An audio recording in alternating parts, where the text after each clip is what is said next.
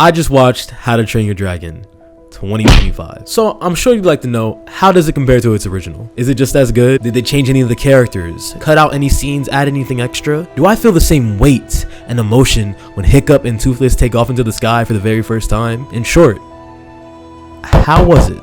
I have no idea. Unlike every other live action movie that's been tearing at my soul for the past decade, I actually have no idea what to expect from this movie because I haven't seen the original. Okay. I know it's weird that I haven't seen this movie or any of its sequels, but considering my love for animation, How to Train Your Dragon was just a blind spot that I had. And while as an adult, I could probably tell you stuff about Flushed Away or Shrek or, I don't know, Ants, I never took the time to go back out and watch any of these movies, which isn't a bad thing. It means I'm a blank slate. I'm completely unbiased. For the first time ever, I can go out and watch a live action remake without a little voice in the back of my head saying, this is cool, but what if it was animated? When I review this movie, it's less about what I want to get out of it and more about what I'm experiencing for the very first time. Although live action movies aren't necessarily great, I'm sure there are a few films out there that, without their animated counterparts, aren't terrible. They just exist in a world where we know better is possible. But today, I finally don't have to worry about that. This isn't just a live action review. This is a How to Train Your Dragon review. Let's start off with the opening scene, which is really good. I'm not sure if it's done like this in the animated version, but the movie starts with this pseudo long shot of Hiccup running through the town during a dragon attack. Everyone's under pressure, everyone's reacting, and Hiccup's narration only really tells you who they are and what he thinks about them. All the shots with fire, especially if Hiccup's avoiding it, they're fire. Fire in the movie just in general looks really good. I wish certain scenes had a little bit more scale and impacted them, but I can tell just how dangerous and destructive everything is. From this scene alone, I was able to learn so much. I learned how Berk was a village of Vikings, and their main goal was to defend themselves by fighting against these dragons. Super dangerous dragons. Hiccup, despite clearly being enthusiastic about the murder Viking cause, doesn't really have the chops for it, which in turn makes the town kind of hate him. We get introduced to a couple characters actually. The chief, a welder, some of the kids, and everyone looks great. Like, this guy is massive. I believe he fights dragons. Like, he fights dragons. Hiccup uses his techno babble to capture one of the mysterious Night Fury dragons. Foreshadowing. It works out well for Hiccup, but not for the rest of the village, and that's pretty much why everybody hates him. When Hiccup goes to find the dragon that he hit, it turns out he's just like how his pappy described him. Not a dragon killer, which is a major bummer for him, but hey, at least Peter should be thrilled. Toothless, despite clearly being a wild animal, Hiccup does the right thing and tries to release him back into the wild. Unfortunately, his wing is damaged, so he can't fly away immediately. After all, the film is called How to Train Your Dragon, not How to Capture and then Release Your Dragon.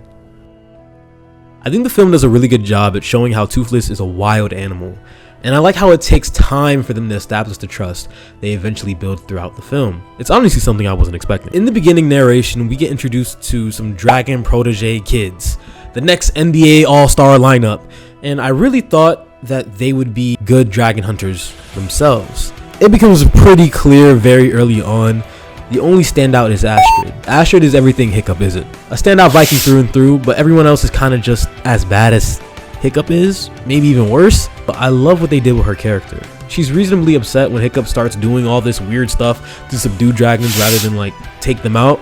What she doesn't know, however, is how little Hiccup really thinks about himself, or actually how uninterested he is in continuing his dad's legacy.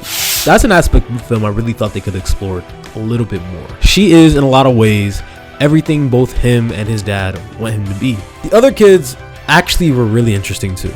I like them, and while they don't add much to the overall story, they all have these weird, quirky little personality traits that just bounce off each other really well. And it doesn't ever dip into that really embarrassing or annoying character trope that a lot of movies like to do. This guy, Flishleg, is the nerdy dude who knows everything about everything. I'm actually surprised him and Hiccup weren't besties back in the day. These twins, they're dynamic and it's kind of fun. I really do feel like siblings act this way, and I've seen their animated counterparts, and I just like how they look differently in the live action. It makes the jokes fly a lot faster. And this guy, Eli's Astrid. That's how I could tell you about him. But father issues in Eli's Astrid. It's a good arc. The costumes in the movie are really good too. When they need to feel like Vikings, they really feel like Vikings. But as Hiccup comes more into his own, you start to see this more trainer, rider outfit joint he starts wearing, and it's tough. I like the extra padding, the textures, the dragon horns, the claws. Everything sort of makes this world feel lived in, detailed. And it just looks nice. And even though I haven't seen the animated film, comparing it to the original designs, I think they did a solid job in both casting and making sure that the world felt lived in. All the trials the kids have to do are completely insane. In order to learn how to hunt dragons properly, they kind of just get thrown in and have to fight dragons. Luckily for Hiccup, all the time he's spending with Toothless has taught him how to subdue them without doing anything fatal, and it's low-key made the entire village do a 180. Now would be a good time to tell you the overall vibe of the movie, and it sort of feels like a movie that was supposed to come out decades ago. It reminds me of that post Harry Potter children's light novel era that was really popular around the time the original came out. The ones that weren't super good but also weren't terrible reminds me of something like the Spiderwick Chronicles or Narnia. I think if that movie was to come out around that era, it would do really well and be really well received, even more so than the popular teen movies and adaptations like Percy Jackson or Twilight. That is to say that well into the movie, I was having a very good time. Even though I didn't see the animated version, it still felt sort of nostalgic because I was familiar with all the other films that it reminded me of. Another aspect of the film that I thought they did really well, that I sort of miss in like superhero movies, was when Hiccup puts together Toothless wing design. It's kind of like watching Spider-Man make his web shooters for the very first time, or Iron Man put together his suit. It was just a nice little touch. When Hiccup's able to fly Toothless for the very first time, it looks great. The energy, I can feel it through the screen. And the scale it gives off is ginormous. Like, I really do feel like they're in the middle of this giant infinity sky, and it's just really well done. Astrid, being suspicious as to how Hiccup is able to do all these cool little tricks with the dragons, follows him and discovers Toothless. To keep her from telling everybody their secret, Hiccup kidnaps her. I like this scene because it's basically just a magic carpet ride, but done better than this. It also includes dragons, so best believe that I was sold.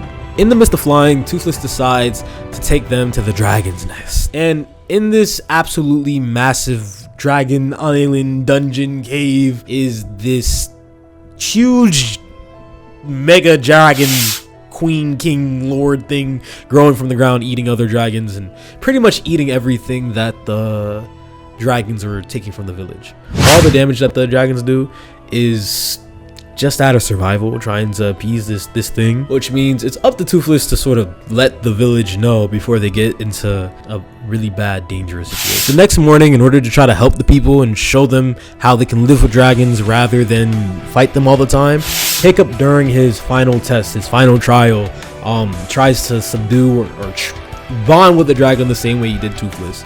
But that sort of makes his dad freak out because he's like, bro, that thing is dangerous. It's a wild animal. And Toothless, hearing all the commotion, is able to break out of the little dirt area thing and save him, come to his rescue in exchange for being captured by the other villagers, which at that point, of course, Hiccup tells his dad what's been going on.